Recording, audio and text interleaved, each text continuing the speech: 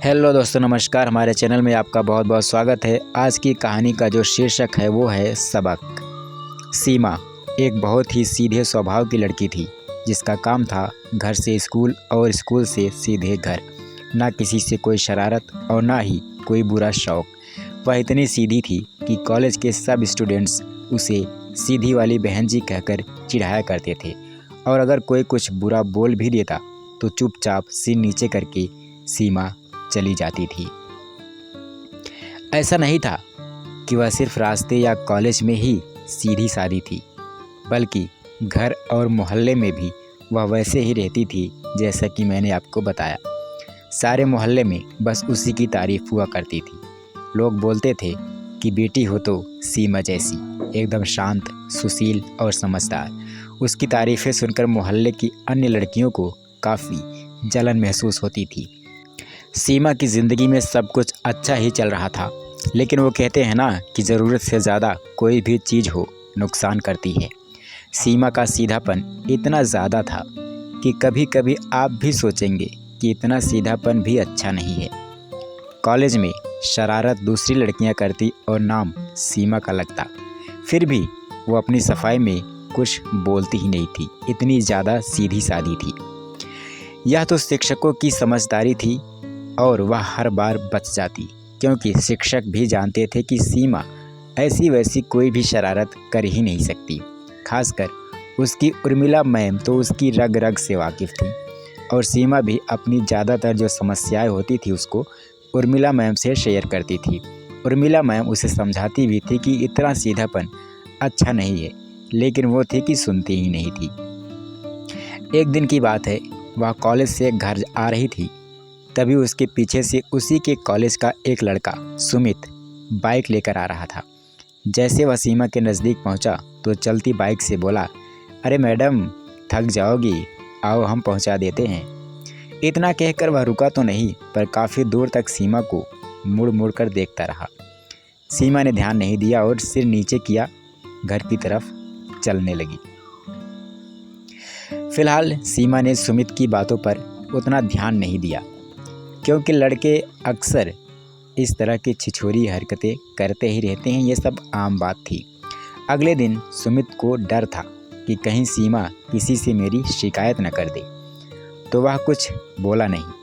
Class के बाद जब सब कुछ नॉर्मल रहा तो सुमित की हिम्मत जो थी वो और बढ़ गई, लेकिन इस बार उसने इसमें अपने दोस्त को भी शामिल कर लिया था।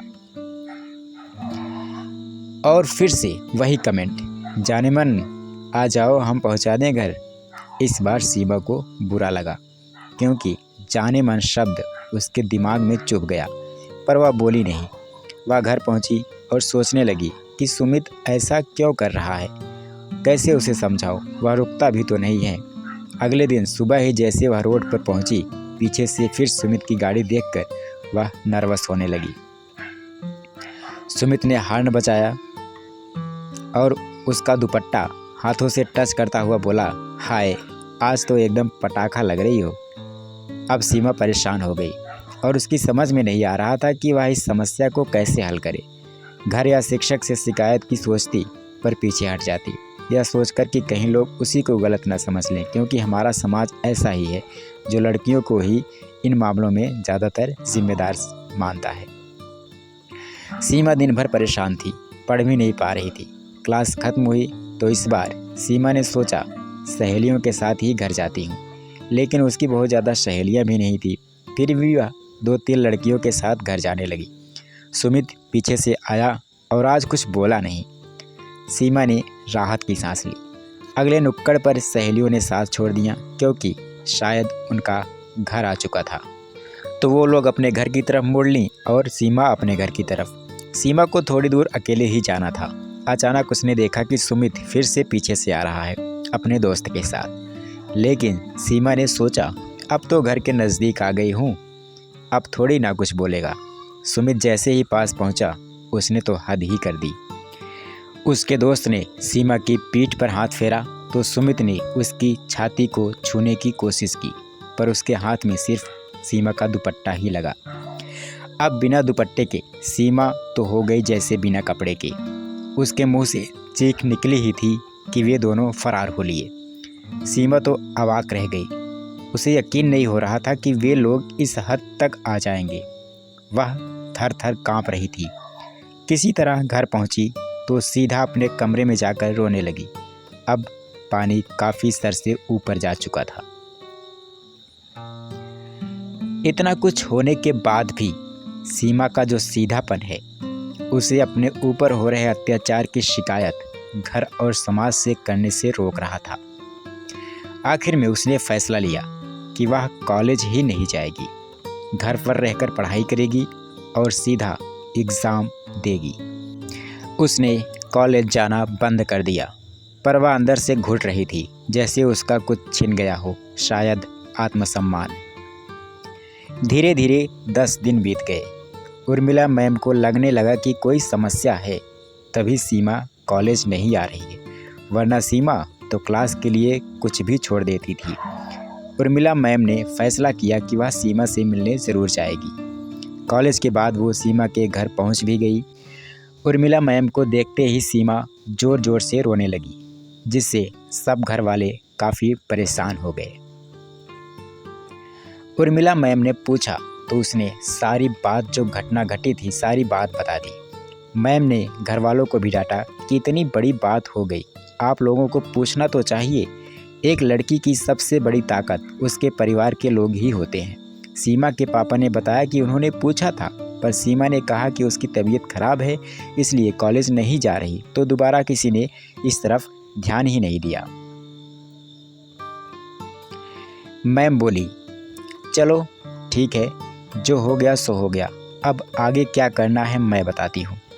कल तुम कॉलेज आओ, प्राचार्य से लिखित शिकायत करो और मैं सुमित और उसके दोस्त के घर वालों को बुलवाती हूँ। बात बनी तो ठीक है, वरना हम पुलिस स्टेशन चलेंगे। सीमा ने टोका, अरे नहीं मैम, जाने दो, कितनी बदनामी होगी ना। सीमा के घर वालों ने भी सीमा का ही समर्थन किया और बदनामी की बात की। उर्मिला मैम मुस्कुराई और बोली, बस यही बात और यही सोच लड़कियों को समाज में इज्जत से रहने नहीं देती। और सीमा, तुमने तो भुगता है, तुम कैसे ऐसा कह रही हो? तुम तो पढ़ी लिखी हो ना।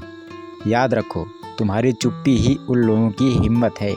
तुम्हारा यह सीधापन तुम्हें एक दिन खा जाएगा।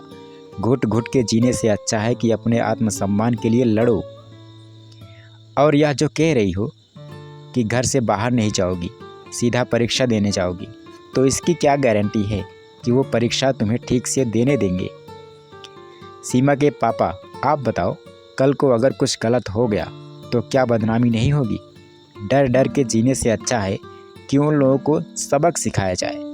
मैम की बात सुनकर सीमा में कुछ हिम्मत आई और वह शिकायत के लिए तैयार हो गई।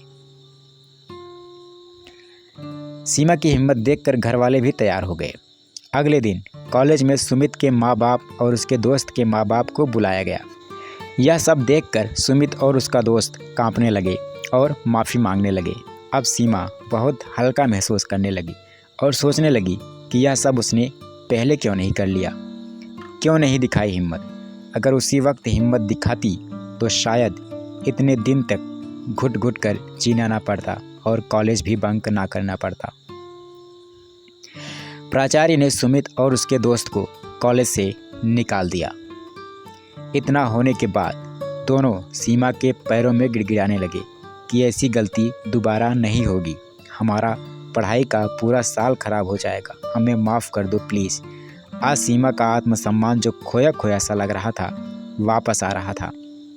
सीमा को तरस आया और उसने प्राचार्य जी से आग्रह किया कि वह उन दोनों को एक आखिरी मौका ज़रूर दें। प्राचार्य ने कहा, चलो ठीक है, ये भी सही है, लेकिन शर्त यह है कि सीमा को कभी कुछ हुआ तो उसके ज़िम्मेदार तुम दोनों को ही माना जाएगा। सुमित और उसके दोस्त ने शर्त मान ली।